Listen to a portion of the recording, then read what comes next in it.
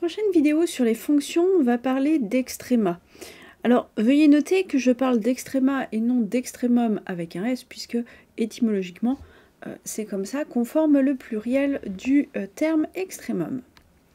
Alors, commençons par quelques définitions.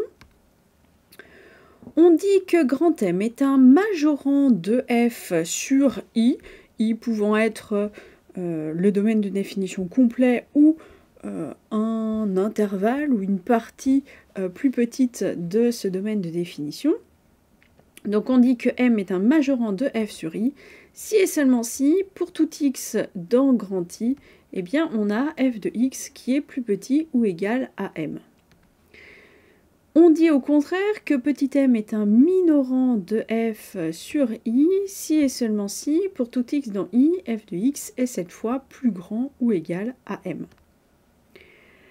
Notez que si m existe, ce qui n'est pas garanti, donc si grand M existe, si f admet un majorant, eh bien on va dire que f est majoré sur i, ou on peut préciser que f est majoré par grand M sur i. Et si petit m existe, on va dire que f est minoré sur i ou que f est minoré par petit m sur i. Enfin, lorsqu'une fonction est à la fois majorée et minorée sur i, on dit qu'elle est bornée sur i. Une remarque. Si f admet un majorant ou un minorant, c'est pareil, et bien dans ce cas-là, elle va en admettre une infinité. Donc admettons que f admette un majorant, et bien vous voyez bien que si je prends k, un réel, qui est plus grand que grand M, et il en existe, forcément, et bien k, par définition, est un majorant de f, puisque pour tout x dans i, j'ai bien f de x qui est plus petit ou égal à k. Allez, autre définition. Le maximum, ou on peut préciser le maximum global d'une fonction f sur son domaine de définition, c'est, si elle existe, ce qui n'est pas garanti, la plus grande valeur des images f de x pour tout réel x appartenant à D. Le maximum, dans ce cas-là, c'est un f de x0 avec x0 qui appartient au domaine de définition et on dit que le maximum est atteint en x0. Alors on peut aussi dire que f admet un maximum global en x0 sur D si quel que soit x dans D, eh bien on a f de x qui est plus petit ou égal à f de x0. On a également la notion de minimum ou de minimum global d'une fonction f sur D. C'est, si elle existe, encore une fois, la valeur, cette fois la plus petite, des images f de x pour tout réel x appartenant à D. Le minimum, c'est donc un f de x0 avec x0 appartenant à D, et on dira que le minimum est atteint en x0. Ainsi, f admet un minimum ou un minimum global en x0 sur D, si pour tout x dans D, eh bien on a f de x qui est plus grand ou égal à f de x0. Donc on fait bien attention, le maximum ou le minimum, c'est bien l'image, c'est pas le x0. C'est la valeur f de x0. Quelques remarques. Le minimum de f sur i, i pouvant être D ou pouvant être un peu plus petit que D, c'est l'ordonnée du point le plus bas de la courbe, en tout cas le point le plus bas sur le morceau de la courbe qu'on regarde. Quand je dis la courbe représentative de f, bien évidemment. Au contraire, le maximum de f, ça va être l'ordonnée du point le plus haut de la courbe représentative de f. J'ai bien dit l'ordonnée à chaque fois, on est d'accord, c'est le f de, donc c'est l'ordonnée, c'est pas l'abscisse. Autre remarque, il est possible que le maximum ou le minimum soit atteint en plusieurs points de l'intervalle ou du domaine de définition. Ce qui est évident, c'est que dans la définition, on a dit le maximum, par exemple, c'est 1f de x0. Donc c'est l'image de 1x0, mais en fait le 1 ici, il a pour sens au moins 1. D'accord ? J'ai jamais dit il y en a un unique. Donc il peut y en avoir plusieurs. Et puis, lorsqu'on étudie une fonction sans trou, alors de façon plus rigoureuse, on parle de fonction continue. Je vous laisserai aller regarder la vidéo sur la continuité en cas de besoin.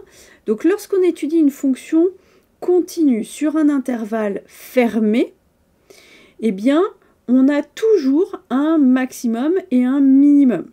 Hein, puisque j'ai bien dit, le maximum, c'est si elle existe, donc ça veut dire qu'il y a des cas où ça n'existera pas. On peut sentir les choses, alors c'est pas une démonstration, mais on voit bien, si je fais le dessin, hein, que je fais la représentation graphique, ma fonction, elle est sans trou, c'est-à-dire que quand je vais faire le dessin, je ne lève pas mon crayon, j'ai un intervalle fermé, ça veut dire que le point de départ et le point d'arrivée sont bien des points de mon intervalle, ils sont bien des points de ma courbe. Eh bien oui, vous pouvez essayer, hein. Vous avez votre point de départ, vous avez votre point d'arrivée, forcément, il va y avoir un point le plus haut et un point le plus bas. C'est-à-dire qu'il va y avoir un maximum et un minimum. Allez, encore une remarque. En fait, on peut chercher le maximum ou le minimum de f sur pas tout l'ensemble de définitions, mais sur un intervalle, ou en tout cas sur une partie plus petite que l'ensemble de définitions. Donc, à ce moment-là, on va adapter tout ce que j'ai raconté avant. Alors, en fait, on a même, plus précisément, les définitions suivantes. On va dire que f admet un maximum local, où on parle de maximum relatif en x0. S'il existe un intervalle j qui est contenu dans le domaine de définition, hein, avec x0 qui appartient à j, et pour tout x appartenant à j, eh bien f de x est plus petit ou égal à f de x0. Notez que cet intervalle j peut être aussi petit qu'on le souhaite. Hein, donc on peut prendre la taille qu'on veut. Pour avoir un maximum local, il en existe un. D'ailleurs, on dit maximum local parce que finalement, on est en train de regarder ce qui se passe localement autour de ce x0. On dit aussi, on regarde ce qui se passe au voisinage de x0. Bon, et puis on a quasiment la même définition pour un minimum local ou un minimum relatif en x0. Cette fois, il existe j sous-ensemble de d avec x0 qui appartient à j, et pour tout x dans j, cette fois, f de x est plus grand que f de x0. Attention, il ne faut pas confondre la notion de maximum et de majorant. Dans les deux cas, on avait quasiment la même définition, hein. En tout cas dans la définition on avait f de x plus petit que f de x0 ou f de x plus petit ou égal à m. La grande différence, c'est que un maximum c'est une image, un maximum c'est un f de, alors que un majorant peut ne pas être une image. D'ailleurs, on a dit des majorants on peut en avoir une infinité. Si j'en ai un, j'en ai une infinité. Par contre, un maximum, j'en ai qu'un. C'est la plus grande valeur des images. D'ailleurs, un maximum est un majorant. Par contre, un majorant n'est pas du tout obligé d'être un maximum. Et d'ailleurs, on peut avoir des majorants et ne pas avoir de maximum. c'est possible. Bon, d'ailleurs, on peut avoir ni maximum ni majorant. C'est bien évidemment la même chose pour minorant et minimum. Allez, voyons quelques exemples pour terminer. Commençons par la fonction f qui à x associe x au carré. Qu'est-ce qu'on peut dire de 0? Eh bien, 0, d'ailleurs on voit que c'est égal à f de 0, donc on peut le voir en tant qu'image ou en tant qu'antécédent. Ce qu'on voit, c'est que c'est un minimum de f. Alors, minimum, donc de f sur R, a priori, minimum que ce soit global ou local. Ça marchera les deux. J'ai mis où, j'aurais pu mettre et d'ailleurs. Alors, pourquoi est-ce que c'est un minimum de f sur R? Eh bien, tout simplement parce que lorsque je prends n'importe quel réel x, eh bien, x au carré, c'est plus grand que 0, qui est égal à f de 0, c'est égal à 0 au carré. Donc, oui, on voit bien que 0, ou f de 0, si vous préférez, c'est un minimum de la fonction f sur R. D'ailleurs, je l'ai dit, mais comme c'est un minimum, c'est aussi un minorant de f sur R, pour la même raison, quel que soit x dans R, x au carré, c'est plus grand que 0. Si je prends moins 1, eh bien, moins 1, c'est un minorant de f sur R, parce que, quel que soit x appartenant à R, x au carré, c'est, on l'a dit, plus grand que 0, donc c'est plus grand que 1, donc, que moins 1, pardon. Donc moins 1, c'est bien un minorant de f. Par contre, moins 1, ce n'est pas un minimum ni global ni local de f sur R. Pourquoi? Parce que il n'existe pas un x0 appartenant à R tel que f de x0 est égal à moins 1. Donc ça ne peut pas être un minimum. De toute façon, je vous l'ai dit, un minimum, il n'y en a qu'un. Le minimum, on vient de dire, c'est 0, ça ne peut pas être moins 1 aussi. D'accord? Donc on voit bien la différence. D'ailleurs, si je complète mon dessin, moins 1, y égale moins 1, c'est là. Bah oui, on voit bien que effectivement, c'est pas un f de quelque chose. Par contre, tous les f de quelque chose sont bien au-dessus de moins 1. Allez, faisons un deuxième exemple.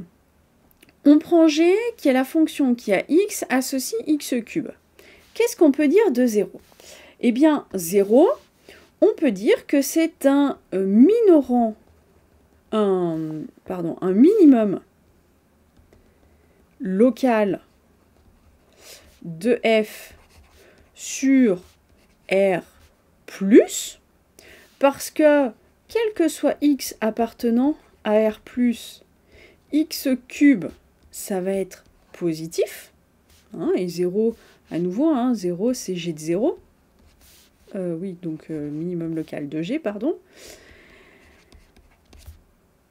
Je peux dire aussi que c'est un maximum local de g sur R-, puisque quel que soit x appartenant à R-, on a x cube qui va être négatif. Vous prenez moins quelque chose, moins, ça fait moins, donc j'ai bien quelque chose de négatif. Par contre, 0 n'est ni un maximum global, ni un minimum global de G